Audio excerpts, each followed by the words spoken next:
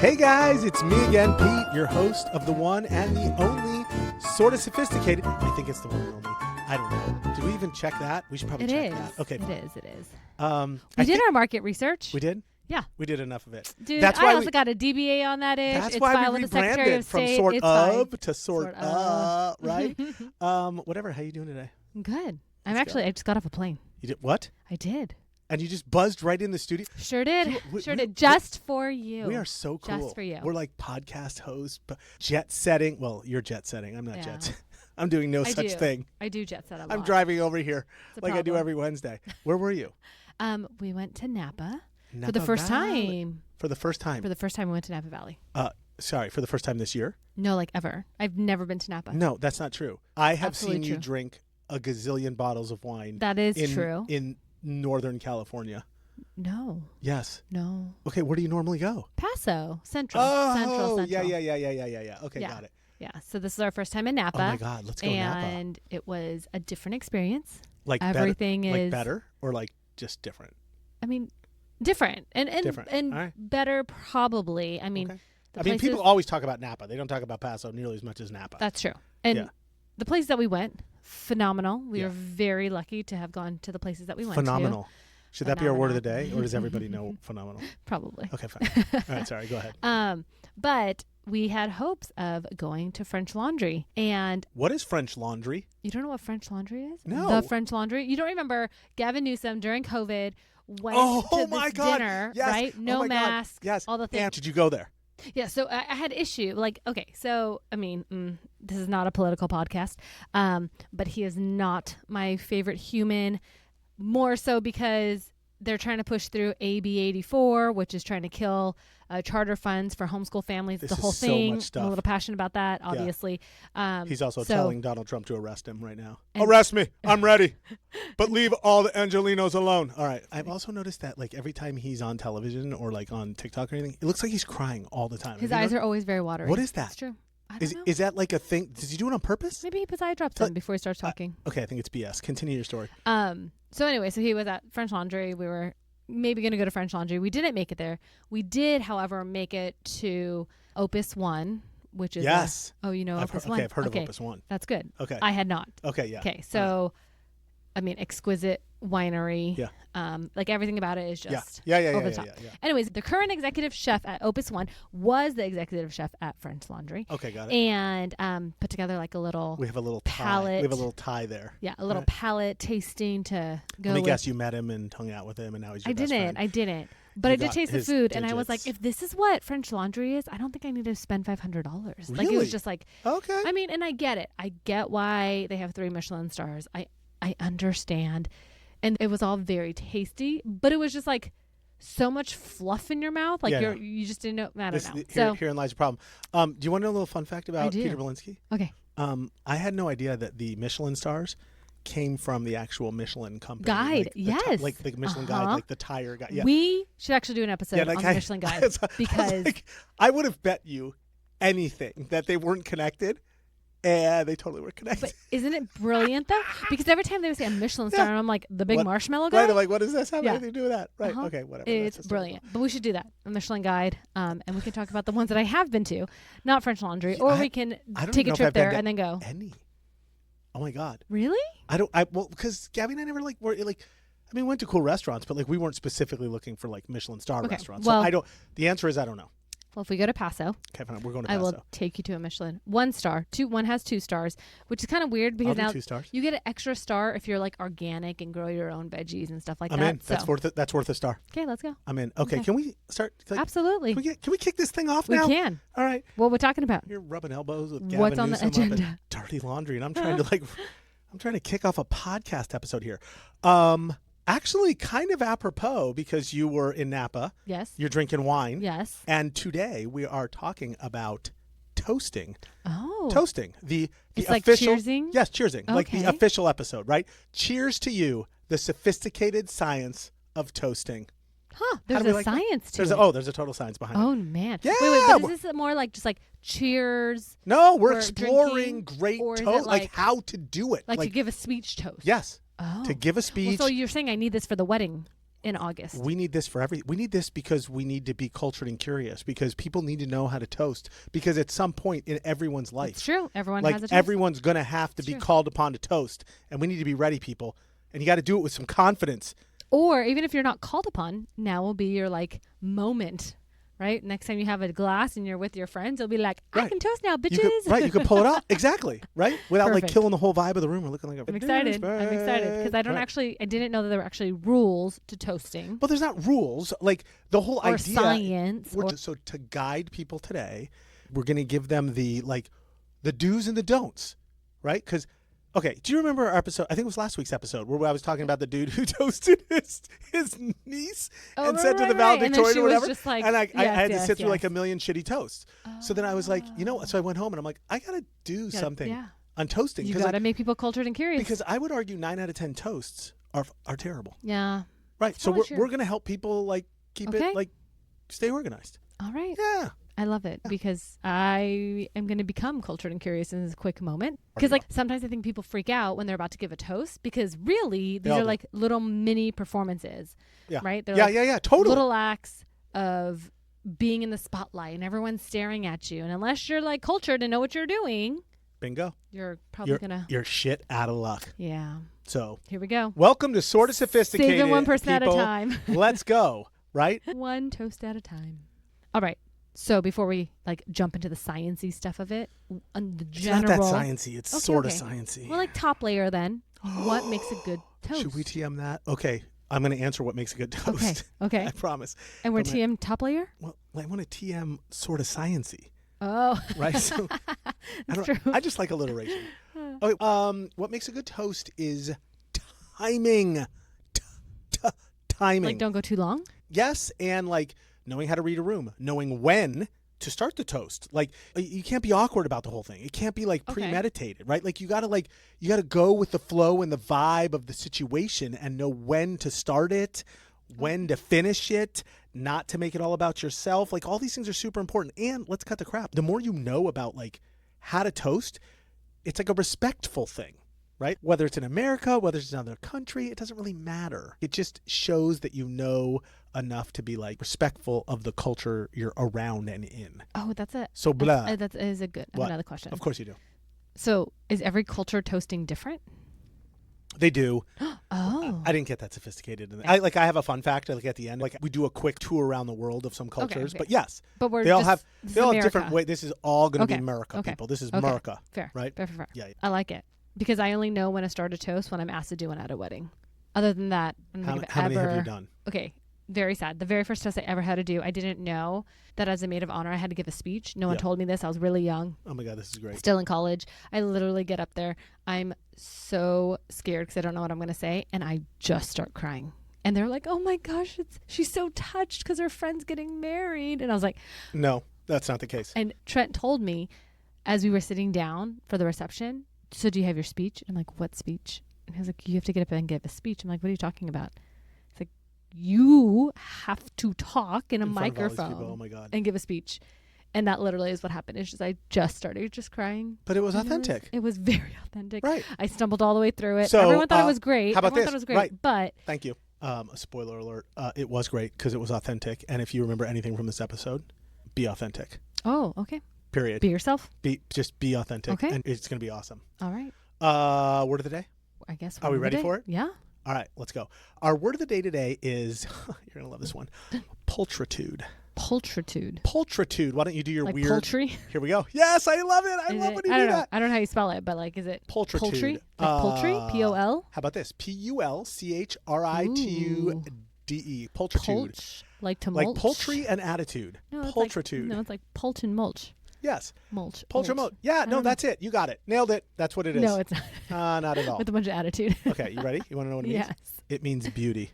What? Yeah, it means beauty. Pulchritude? Yes, like it's one of those words that's like the opposite of what it really Okay. like. Yes, okay. it's Beauty. Beauty. Just beauty. Like, all right. Yeah. Amanda. Okay. Yeah. You're full of pulchritude. Oh. You're the most it's like attitude. You're the most pulchritudeful woman. Beautiful. I don't know if I could really do that. All okay, right. are we going to start? Pulchritude. We're starting. Okay. Okay, fine. Get it in there. All right. So do you have some history about toasting? Oh, there's totally history. We're Okay. doing history. Let's go. Are you ready? Lock and You know loaded. me, I love my history. Okay, so the earliest documented toast, like that we know of, goes all the way back to the ancient Greek times, like 500 BC. Wait, how do we know about that? So I don't know how we know about like carbon It's dating. like a picture. They draw it on the Right? On walls the walls of the papyrus. cave, right? Huh. No? I don't- Okay. I don't know.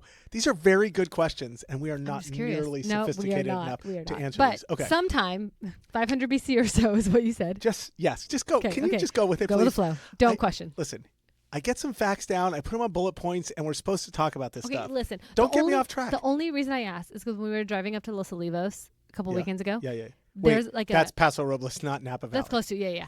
So Okay, we were fine. also there. But like You drink there's a lot. yeah. In order to put up with you, but you could like in the I called you Chumash. pulchritudinous. Oh, you did. Okay. Pulchritude. Whatever. Okay, go ahead.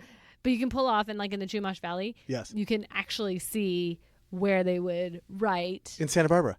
on the Is it in Santa Barbara? Before that, yeah. Okay, yeah, it's unbelievable. Yeah. I know. Oh, Oh, anyway, I so love that's, this. That's why I asked. Like, Okay, was it got it, written got it. somewhere? Because I do now not, I just think like, is everything on a cave somewhere? I don't know. But- okay, They that's probably do have some sort of like written history here Yeah, somewhere that they okay, found okay. in a cave somewhere. Fair, I have no fair. idea. Okay. Papyrus, Yeah. whatever. So the whole concept started where they used to pour out wine or oil or something. Okay. They didn't drink it. They would like pour it onto the ground so they could offer it to the gods during their parties or banquets. The idea would be that they would be, Okay. I don't know, like rewarded or like gain favor Sure. or something along those lines, right? Like that was the idea. The first quote unquote sip would Was- go out okay. of the cup and then everybody could drink. Does that make sense? Yeah.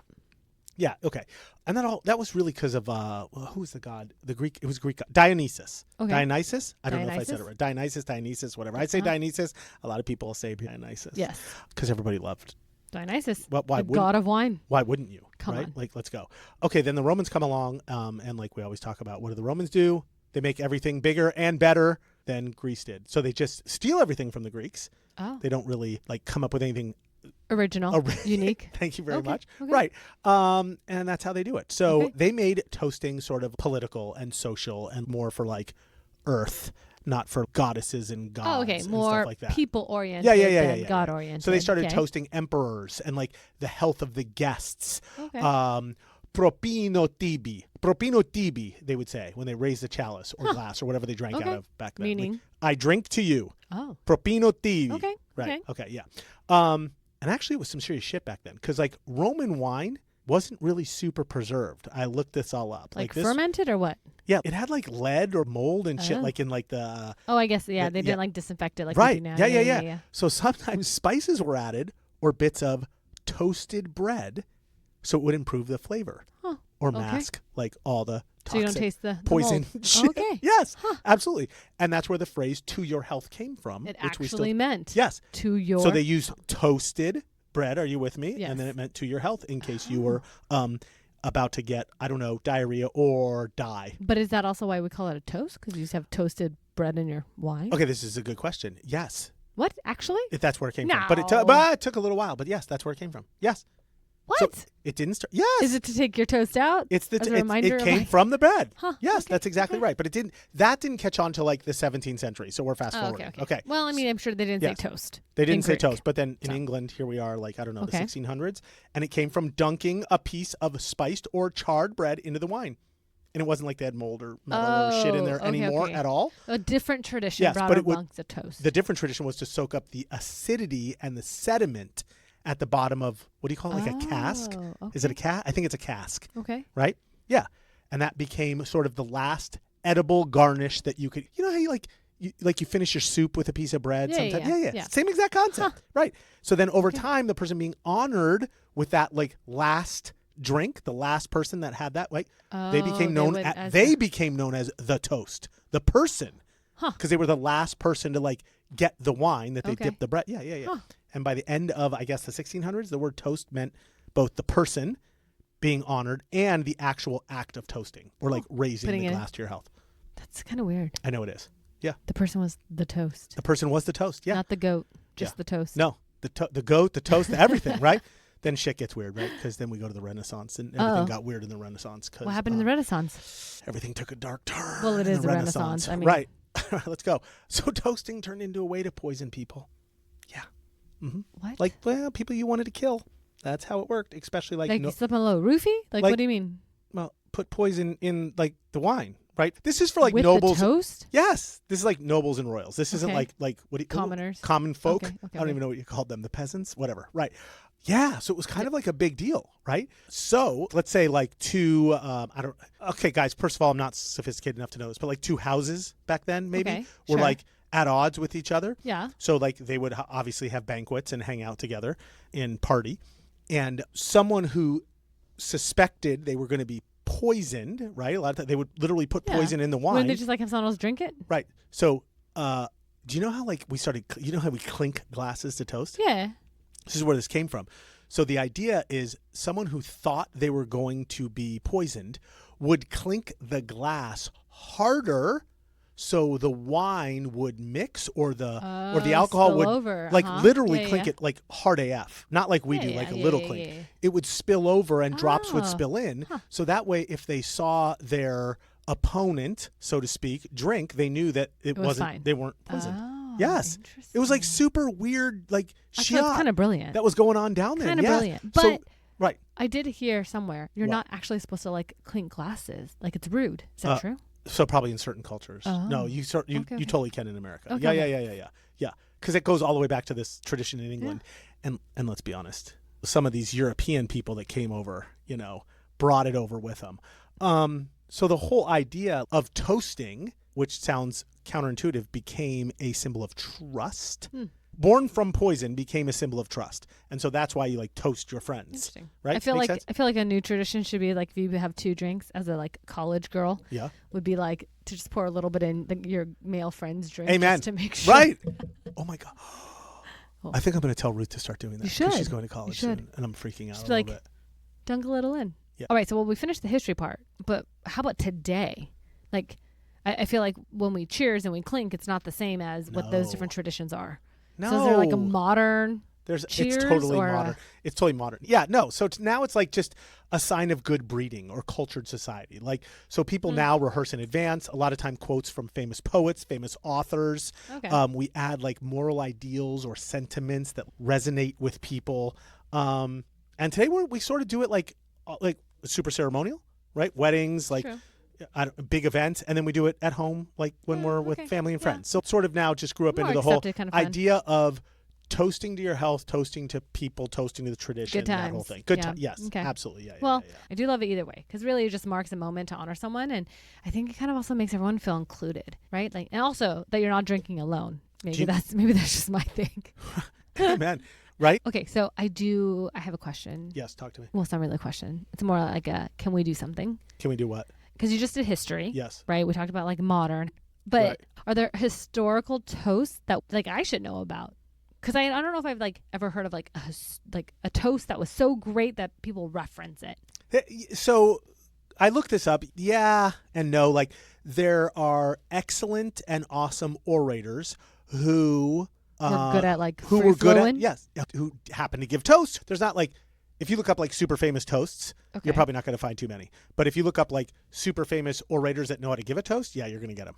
Yeah. So can I just do that? Okay, yes. But then you're going to give us all the ones who are good. Can we also do the ones that are bad? Like ones that went down in flames? I can give you the what to avoid. How's that? Okay. I don't have specific people that screwed up toasts. Yes. Okay. But I have like don't do this shit or else. Okay. And we can like. Well, I mean, your friend was an example. How about we'll make not up friend, but right? We'll make up names. Okay. To for protect examples. We'll protect the innocent. How's that? I like it. All right. So let's start with Winston Churchill. Can we just start with Winston? But I mean, it's Winston Churchill. But because he's awesome. Because he's the best person on earth. And by the way, if people don't know Winston, I guess we should explain that he was the Prime Minister of the United Kingdom during World War II. Total badass. Right? Amazing. Orators of all orators. Right? And the opposite of pulchritude, actually. Oh, he was not very beautiful? Oh, no. He really? was, let's be honest. He was an ugly dude. Okay. Famous for the whole, we shall go on to the end. We shall fight on the beach. Oh, my God. We just did D-Day, too. Oh, we did? And that was his famous, oh, my it. God. Oh, gives me chills. Okay. YouTube that. It was the best speech ever. But that wasn't a toast. That wasn't a toast. No, I know. But, like, he was the kind of guy that, like, when he toasted, his toasts served multiple purposes at one time because he was that good, right? So he would honor the individuals that we were talking about before, but he also would roll in, like, the whole idea of the national culture and the whole, like, his shared identity and all that kind of crap. So example of one of his most famous toasts, super simple but super meaningful. I can't talk like him. I'm not going to do the English accent. Okay. Never in the field of human conflict was so much owed by so many to so few. Or how about, success is the ability to go from one failure to another with no loss of enthusiasm. Huh. Right? So, like, super deep. Yeah. Super meaningful. But, like, but like, are all of our toasts supposed to be that deep? Because that's like life-changing, revolutionary. We're not trying to do. You just asked for most famous. Oh, okay, fair. So fair. So if we just go back to never in the field of human conflict was so much but owed he like by so many stood to there so with few. a glass, and he this was is a what he yes, said. he did, and this is just because he was a badass. Thank you very much. Because that's like next level. Okay, next level. Sorry, President Barack Obama, your lifetime. Okay. Right? You know, like, yeah. okay, so okay. would you argue he was a great orator? Yeah. Like, he was excellent at it, well, right? it's your presentation, it's your delivery, So, right? yes. Connecting and he was great captivating. At it. Yeah. So that was, I don't want to compare him to, like, Winston Churchill, because Winston Churchill's, like, the man. Yeah. But Obama was awesome at it. Obama had one in 2011, state dinner honoring Chinese President Hu Jintao. Don't quote me on I might have butchered that whole thing. He said, "Our people will draw strength from our ties, and they will continue to learn from each other. Let us raise our glasses in celebration of the new partnerships we are forging today." Beautiful. Right. Another example of emphasizing mutual respect. This is China and cooperation between two global powers honoring the moment while also trying to shape our future. So one sentence, but super meaningful, right? It's amazing how one sentence can encapsulate right. all of that. I never took English. Like, I wasn't. You were an English major. Right. Yeah. But, like, it pisses me off. Like, I think about, like, why I never got into it. And then, like, with my kids, I was always math, science. And now, as an older man, like, in the last 10 years, I've realized the command of the English language is so the command of any language. That's true. Is so overwhelmingly powerful. And you think about Obama, you think about Winston Churchill. I'm going to give you Kennedy right now. Like, it's crazy, right? So Kennedy's is awesome. Like, think about it this way. Hold on. Yeah. But is this like a fair trade that we could say, if you are good at this, then you must be in politics? No, I don't want to say that. Well, your three examples are just conveniently so. I get it. If you're good at it, you're good at it. You're a leader of men. Okay. Like, what do you want me to say? Yeah. You're a leader of men. Okay. In any capacity. I guess that would make sense. Yeah. So at a dinner hosted by French President Charles de Gaulle. Okay. Right after Kennedy gets introduced, he stands up and says, "This is John F. Kennedy, the President of the United States, says, I'm the man who accompanied Jacqueline Kennedy to Paris," which seems totally silly and stupid, right? Like, on the surface, but it wasn't. It was perfect. I was like, I want to go. Oh. No, think about it. Super brief, super self-effacing, like what we always talk about, right? Totally humble. Not about me, right? And it also acknowledged, without, like, explicitly acknowledging, the immense admiration that French people had for Jacqueline Kennedy and her beauty, without even saying it. Oh my God, that was how you just nailed it. Oh my God, I got to put $10 in for that. That was perfect, right? But also, at the same time, subtly reinforcing the France-U.S. alliance, which, like, was always a little shaky. So in one stupid sentence about his wife, he fucking killed it. 10 out of 10. 10 out of 10. Totally killed it. Okay, so I basically did just, like, 3, like, politicals. Yeah, okay. So I have one that's not political. Okay, Tina Fey, right? Way more recently. That's a fun one. She got super famous for her toast at the Golden Globe Awards. So for 3 years. I kind of vaguely remember that. Yes. No, totally. Like, I think it was like 2013, 14, 15. I don't remember exactly, right? Mastered the balance, like, between celebration and critique. She was an MC, right? Okay, yes. Yeah.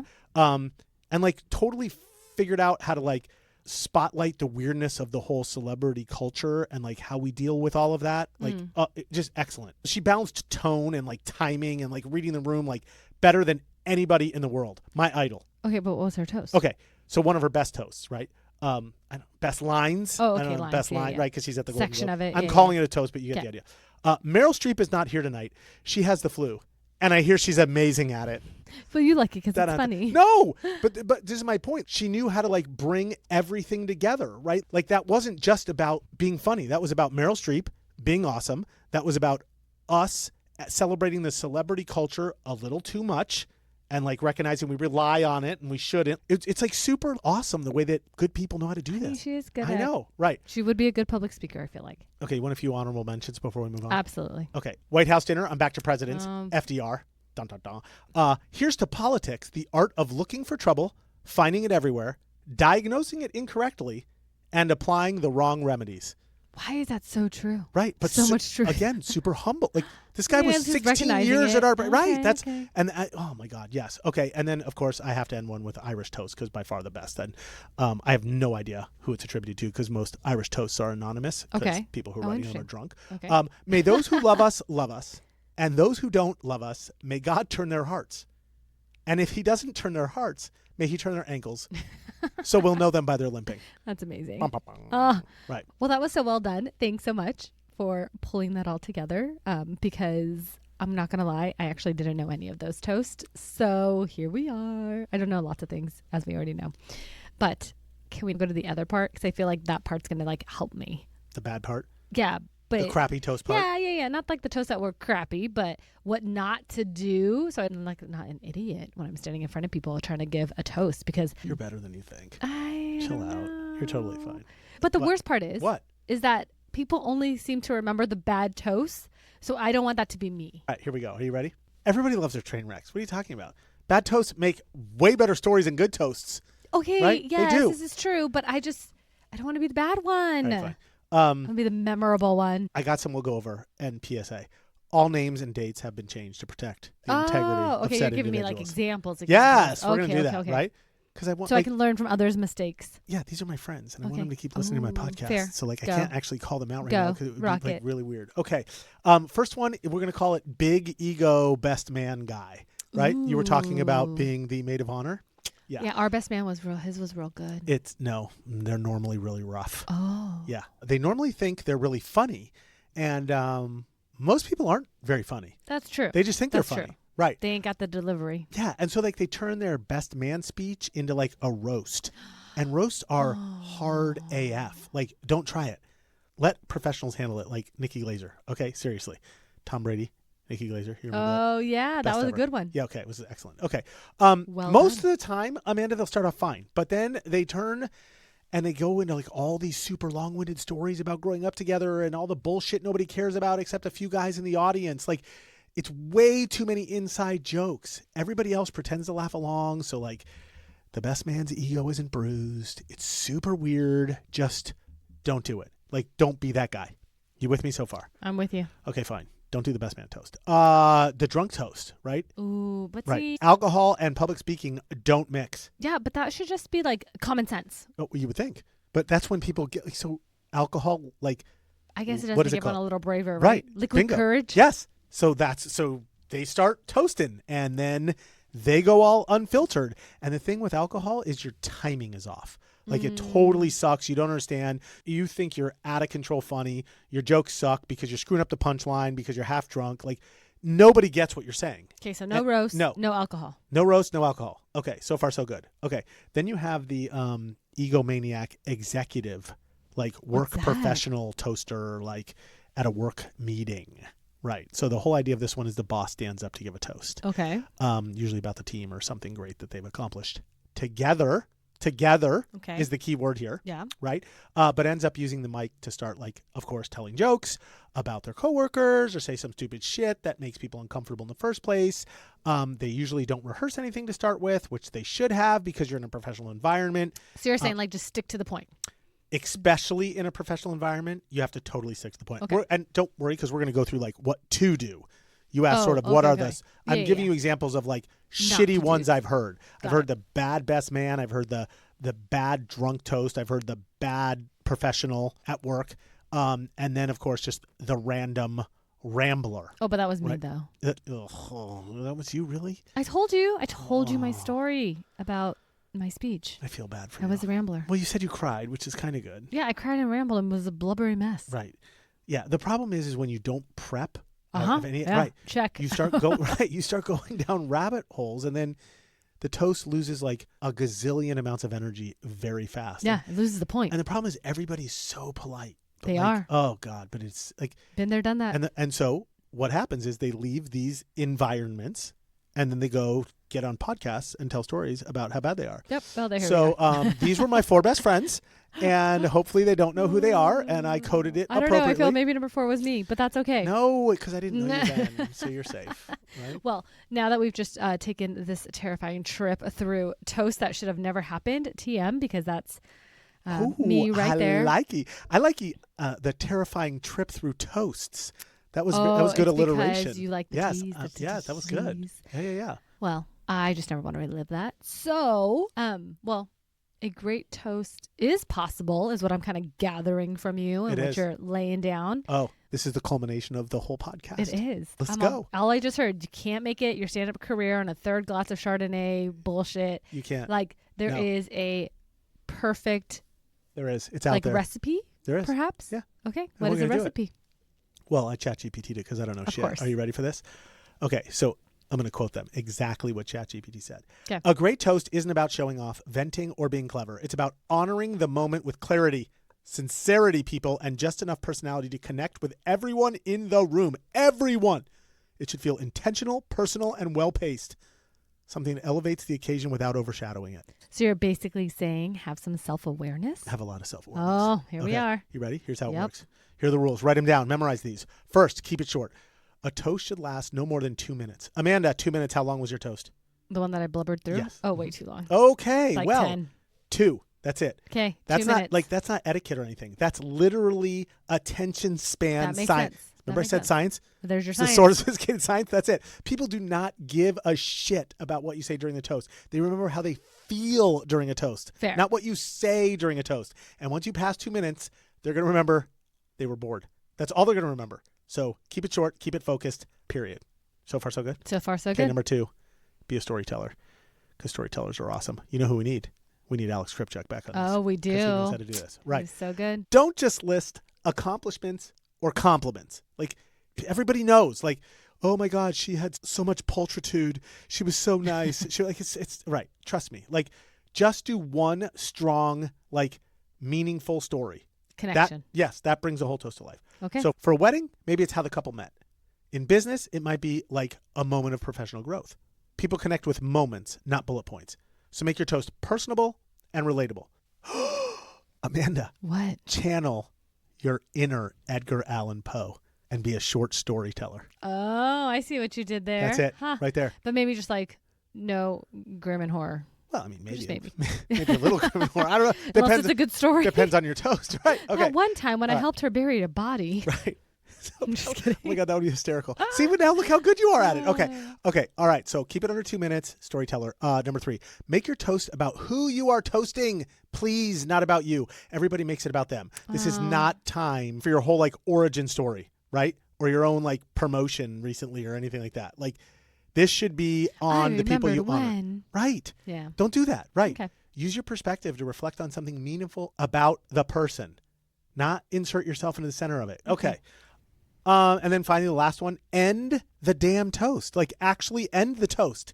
So many people don't like end the toast. It's so simple. Like, all you got to do is like raise your glass and say something super basic and then be done and shut up. Like, actually finish it, because you just tail off. Most people are like, oh, and then that's the end.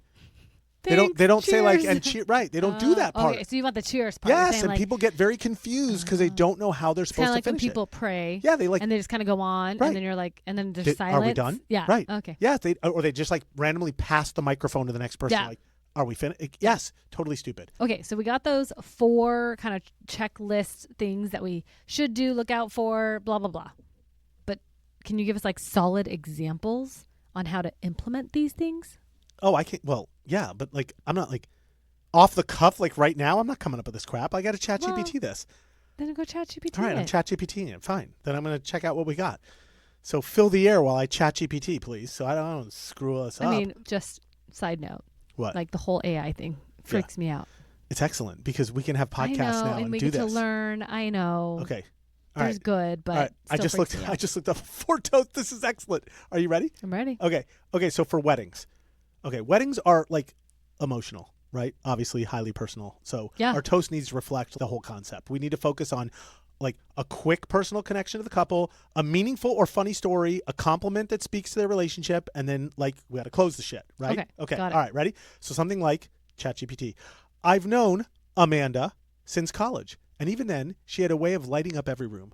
When she met Trent, something changed. We all could see that. There was a sense of calm, a sense of certainty. They didn't just compliment each other. They made each other better people.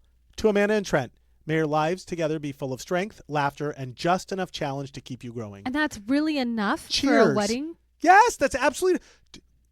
People remember how they feel. People don't remember what you say. That's so short. It's excellent. I've You're never done. been to a wedding where it was And that therein short. lies Okay, because what are they and doing? That's the problem. They're making it about themselves. Okay, fair. And you're supposed to be making it about the couple. Thank you very much. I love this. So Okay. short, sweet, to the point. Yes. Okay. All the feels. All right. How about this one? For a work event, it needs to be respectful and inclusive. Avoid any personal story. You said Totally that? steer clear of humor, right? Because I always do humor and suck at it. well. Okay. Focus on acknowledging the occasion. Like whatever it is, like a retirement or promotion, whatever. Okay, recognizing the group or the individual being honored, highlight one key achievement or quality, and then offer thanks. Okay. And then usually like some forward look, like how awesome we're going to be together. So something like, here we go. Today marks not just the launch of our new project, but a reflection of the team that showed up, pivoted when they needed to, and delivered with integrity. To everyone who contributed, and especially Maria, whose leadership made this possible, thank you. Here's to continued growth, collaboration, and doing work that matters. Like good old pat on the backs for everybody. A special little shout out. Yes. Nobody feels Again, embarrassed. straight Everybody to the feels. point. Yes. Toasts are all about being straight. Yeah. to the Okay. point. Well, People but how suck. about like when you're with friends? Okay, friends. Okay. Besides just like to us. We chillin'. To Here we health. go. I got a chillin' one. Okay. So it depends if like you're going super formalish and you're going to sit down at the dinner table, or if you're going to like do something off the cuff. But it doesn't have to be structured or anything. Just acknowledge the gathering, express a little gratitude, and then add like the little personal touch. Okay, so something like, every time we're together, it reminds me that the best parts of life are just the ordinary ones. Good food, full glasses, and people who make you feel at home. To friendship and nights like this. Dun, dun, dun, right? Yep. And that could be totally in a formal hit dinner it. party set. Yes, absolutely. And then if you want to do way less formal, right? Like if you're drinking in the backyard or just like poured everyone their first glass of Prosecco or whatever, then it's about timing. Like you have to be quick and funny. So like, You can be funny now. so again, I guess more timing than funny, because like it's really about if you poured it all and you're ready to go, then just do it right then, because people will appreciate how it just comes off so quick, right? And not thought out, right? And so, hey, here's to the nights we'll never remember with the people we'll never forget.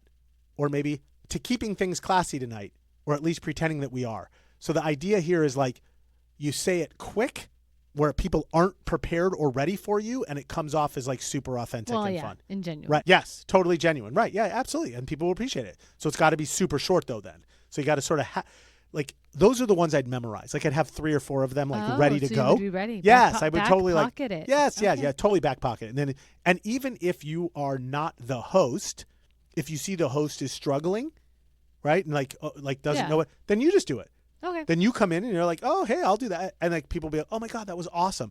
Because that one's all about the timing, right? Sure. Yeah. Well, that's all ChatGPT had. There you go. Well, it didn't fail us this time. Here we go. I love ChatGPT. Well, now that we've learned how to toast without hopefully embarrassing ourselves, you mentioned earlier that you had a fun fact about other cultures in toasting, and now I'm interested because we went through very like American traditional things. I do. But And it's like my last fun fact. So I got to Ooh, get you got through more. all. Yeah, Okay. I got fun facts. But that's like my last big go. main one I saved. Lay it on me. You ready? Uh-huh. All right. So number 1. So in a lot of cultures, eye contact matters, like a lot, like especially in Northern Europe, like Switzerland, Norway, France, and literally in any German. Wait, you just said that you had a wafer cultures. You're listing a bunch of other no, cultures. but in I'm America. just exciting. Okay, good point. It's exciting. Sorry. Okay, I have 2. Okay. Okay, got it. So it's customary and considered actually very bad luck not to make eye contact while clinking glasses. Some people say it curses you with 7 years of bad sex. Huh. So eye contact, people. Oh, that's a big or deal. else. Yeah, kind I'm of. also nervous, like eye contact. I might like miss with my glass. I'm not that coordinated. No, you got to do It's it. like next level. Yes, Okay. especially German-speaking countries. Okay. Okay. And number 2, you want to guess the world record for largest collective toast ever? Like how many people came together in one place to toast? Oh, like one Like toast, all- yes, but like not all- like collectively long. No. Oh, okay. No. Like I how don't many people? know. Yeah. Okay. You ready for this? Yeah, 32,904 people that's a lot come of together people. to toast. Like, did they do it at a place They with people did. already there? A very famous place, Fenway Park, Oh, was it Boston. like at a game? Boston, Massachusetts. It's April 20th, 2012. to celebrate the ballpark's 100th anniversary. So smart. I'm not gonna lie. There are sometimes 32,000 people toast. Let's go. Those people. World records that are broken or whatever, where it's kind of like, oh, we're having a baseball game. Yeah. Everyone put on their hat. We have 42,000 people wearing a pink hat. It's kind of BS. I agree with you. So is that kind of the same thing? That's exactly what happened. Okay, fair. Oh, well. But you know what? It makes for a good fun fact. Right. Okay. Number 3, the word cheers as a toast comes from the Old French. Okay. You would think it was English, but it comes from the Old French. Chiar, meaning face or expression. And it evolved. Face in your face. Right. It evolved to mean gladness or rejoicing. And by the 18th century, it was commonly used as a celebratory greeting during drinking. Kind of like salute. Chiar. Is it like salute? Yeah. It's like that. Yeah. Okay. But I thought it was an English word. But not. It's a French word. Okay. Number 4. Did you know that Napoleon was a fan of something called strategic toasting? What is strategic toasting? Right. Strategic toasting. Is it like? It was very diplomatic. It was about like reinforcing his political alliance. It was like what all the presidents were doing. Like with all the things we did earlier. They're just toasting each other. Right. Oh, so Napoleon would often toast to subtly reinforce his alliances or signal favoritism at a court. Who he toasted and in what order was his diplomatic way of telling people where they were ranked and how much favor they would get from him. Oh, so you had to sort of pay attention. Nasty little Napoleon. Yeah, right? Why'd you say little? Was he not little? Well, he was little. Oh. Not going to lie. Okay, number 5. The last glass was once a superstition. What do you mean last glass? The last person drinking. Oh, so you just toss it back? Yeah. So check this out. So in Victorian England, it was considered unlucky to drink the final glass of wine from a bottle unless a toast was made first. So as a result, you had to think quick on your feet. If you were like the last glass that poured, you had to be ready with a toast to avoid bad luck. So like imagine we're sitting at dinner and I pour you the last bit of wine. Okay. As soon as I pour you the last bit of wine and that comes out, you have to be ready to toast. Right then. Bun. Oh. Otherwise you're screwed and you get bad luck. Right. So that's why you have to have a few memorized, like those quick one-liners memorized. Because you never know who you're going to run into that. And I was like Victorian England. This is the cool part about culture. Because the more you know about this, the more you can just... Okay, it's all coming together. Okay. All right. You ready for my trip around the world? Yes. All right. This is it. I've been ready. This is what we've been waiting for the whole time. I have. Okay. All right. So I'm going to go through a few countries. Okay. So in Japan, you have to wait for the host before you can drink anything. So jumping the gun is considered rude. Like you can't drink anything. Like when you get to a party. I mean, that's kind of like when you're at a dinner party. You're not supposed to eat until the host sits down and eats with you. I can drink a little bit before the toast. I'm not going to lie. Okay. Maybe I'm cheating. Okay. Once the host is toasted, you say kanpai, meaning empty the glass, and then you can take your drink finally. I didn't know that. Okay. Oh. In Korea, it's respectful to turn your head away from your elders slightly and cover your mouth when drinking in front of someone older or higher status. Toasting is deeply tied to age and hierarchy. Remember when Alex did his episode? He talked to us. I don't know if it was in the episode or not, but he was telling us about how you clink the glass underneath. Oh, yeah. Right? Yes. Yeah. Same. Ooh, I have one about Russia too. Okay. In the country of Georgia, right? Let's go. Toasting is literally an art form. At Georgian feasts, they're also called supras. A designated tamada leads the toast. That's like the toastmaster. Okay. Sometimes giving 10 or 20 toasts in a night, each one with some specific philosophical or emotional depth. And against everything we just taught you, in Georgia, it's pretty much normal for these toasts to last like a long time, like 5 or 10 minutes each. Wow. And even include poetry or longer storytelling. That's like epic. Oh, I don't know. It just feels like a lot. I don't know if I want to hang out in Georgia and listen to all these toasts. I might be like... They might be good, though. They might be good. Okay. All right. How about China? Toast reflect status. Just like in Russia, it's polite to hold your glass lower than someone you respect while clinking your glass. And at their business banquets, they usually have several rounds of toasting. And if you don't participate, you're considered rude or untrustworthy. Oh. Wow. So you better participate. Don't be shady. Okay. And in Russia, I mean, I know we talked about Russia a little bit, but toasts are expected to be super serious and heartfelt. No jokey or off-the-cuff stuff. Zero. Done. Go figure. I mean, I got the serious part. Right. The heartfelt part kind of threw me. Right. I can't go there. No. Okay. It's common to toast to health, friendship, or the memory of the dead. And mostly they come with vodka. And you can't sip this. You got to down the shit. It's like a shot. Like, oh, cheers. Down, whatever they say. Okay. I don't remember the word. Oh, my God. Okay. And finally, in Hungary, they once boycotted beer clinks. Remember the whole clinking thing we talked about? For 150 years. Oh, wow. Yeah, okay, check this out. After the 1848-1849 revolution, Austrians, the Austrian-Hungarian, like they got into a big war. Austrians reportedly celebrated Hungary's defeat by clinking their beer glasses together. So, in a gesture of pure like protest, Hungarians refused to clink their beer glasses together for the next 150 years. Only recently have they started to change the tradition, even though like a lot of Hungarians like still abide by it. Dude, they don't forget. They don't let go. They're just like clinking could be so offensive. Let go and let God, right? I guess. Settle down, Hungary. Jesus, take the wheel. Oh my God. Well, now I officially feel prepared to go and give a speech. I also feel mildly like peer pressured that I have to find the next moment relatively soon, so I don't forget all the stuff that you've taught me. Let's go out to dinner tonight. Okay. And let's practice. You'll have 3 or 4 prepared. You'll be ready to go. Dude, we're set. Also, do you purposely like do that every episode? What? Try to make me like feel like I need to go and implement. Because you do. So here's the deal. You're the test case, right? Like, so this was the whole, this was like my little secret behind this whole thing. I'm your like experiment. You represent the listeners. Thank you very much. Oh, so if I move you, then hopefully. If you can motivate me to do it, hopefully motivate somebody else to let's do go. Okay, all right. And then you're like the first one doing it. So you're like the leader.